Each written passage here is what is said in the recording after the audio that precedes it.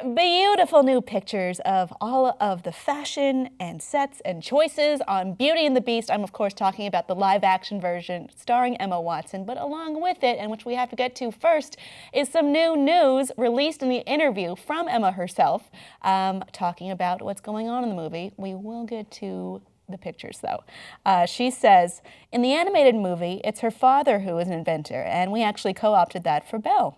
I was like, well, there was never very much information or detail at the beginning of the story as to why Belle didn't fit in, other than she liked books. Also, what is she doing with her time?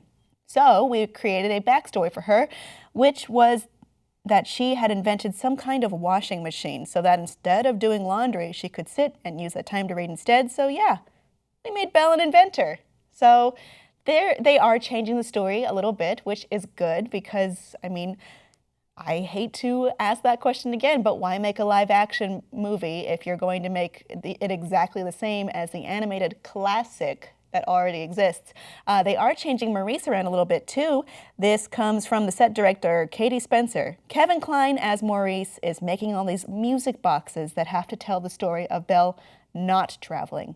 She's overprotected in a way by her father because she's lost her mother. So we've made all these music boxes that represent different countries of the world so she can see what she's missing. So I love that they added this element because in the story, Belle is an outsider, and it's presumed it's because she's very smart. She's an intelligent, heady kind of person instead of just, you know, a normal, like more or less normal person like the rest of the village.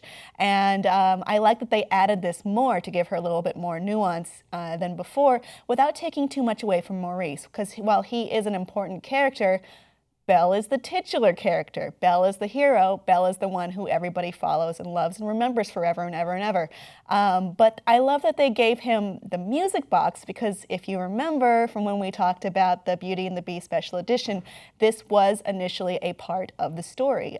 There was a music box element that belonged to Belle's mother that Belle's father was going to give to her, and her stepmother wanted to sell it. Yes, there was a stepmother originally. I'm very glad they cut her out. But I love that connection back to the mother because she isn't really touched on at all in the classic. And it does create sort of a hole, an emotional gap that needs to be overcome, and does make some more sense for why Belle would want so much more than this provincial life and want to run away and, you know, but she still has that emotional connection, which I think is something a lot of people, especially a lot of young people who might be thinking about starting their own lives, going to college, moving away, might be thinking about as well. It's a great choice, and I think it leaves it in there for Belle to be both a creative intellect and also an engineering intellect. And also we still have that in Maurice if he's the one building the music boxes, which are not easy to make. Now let's talk about the set.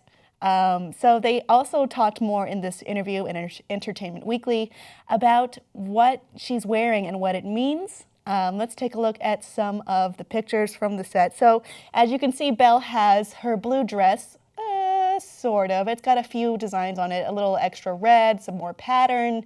And I like this because it looks a little less cartoony. Like when you see the characters in the parks, it does look close to the cartoon. And it just seems more provincial. This is more of the era, which is French, maybe Rococo era, which does appear later, which we will talk about. There's music boxes we were talking about with Maurice. I do love that they're going to have more of this overstated, or maybe understated bond of love and connection and being each other's only lifeline, basically. Here we have the overwhelming library. It's there were also some cut elements from the Beauty and the Beast original that involved the library. Cut characters, a globe, a book. I really hope they don't bring those ones back. Go check out that video for an explanation why. I like it though.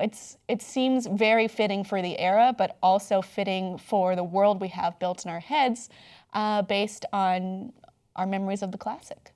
So here we go with the Rococo element. You may have seen the picture earlier, maybe we'll zoom to it later, of the yellow dress, the iconic yellow dress, which there is another interview based on this about what kind. Emma Watson actually did have some input on how this was made. Clearly there are visual effects in this picture, if not straight up Photoshop, I'm not exactly sure, of her dress being flowy, but also being functional. It's light. There's a little bit of a cage under there, but there aren't corsets under there. She would still be able to move. She is wearing Rococo special gold flower designed shoes, but they are also functional. So there's a slight heel, but it seems, according to the interview, that Emma was very much focused on making Belle an active princess, which was emblematic of the 90s princesses, the kind that I'm attached to. So yeah, this also goes with her no corset design, which is good because while it would have fit the era, it didn't seem to be what she was wearing, at least in the movie. You may remember the, I think they're called Bimbette characters. All three of them feature corsets, and I like that they've made her kind of a no-nonsense kind of girl. Or kept that, rather. Here it is. This looks like the unphoto-touched version of this. It's flowing, I think it's organza. There should also be some sort of feather element to this, according to the article. I have not spotted it yet, but apparently it's in there. That was also a touch from Watson. You may have also noticed another character in those images. That was Dan Stevens as the Beast, and apparently some people are freaking the hell out based on how he looks. I have a few tweets I've gathered here, including, "The Beast weirded me out. Beauty and the Beast high-key looks ugly. Why is the Beast so ugly? He looks like he's from Pan's Labyrinth," and "The Beast is so ugly. I don't deserve this. It's my favorite movie, but Emma looks so good and cute. I'm bald." And lastly, "Beast is so fucking ugly." All caps. Guess what, everyone? He's supposed to be ugly. A core tenet of this movie is beauty on the inside, of being a good person, of developing, of loving other people more than yourself. It's not all about looks. You may have been attracted to the classic animated version. That is a coincidence. He is supposed to be physically repulsive, as shown by when Belle goes, "Oh," when she first sees him in the classic movie. He's supposed to be, at least originally, the head structure and horns of a buffalo, the arms and body of a bear, the eyebrows of a gorilla, the jaws, teeth, and mane of a lion, the tusks of a wild boar, and the legs and tail of a wolf. This version looks slightly more human. He has an aquiline nose, if you will. One of those pronunciations is right.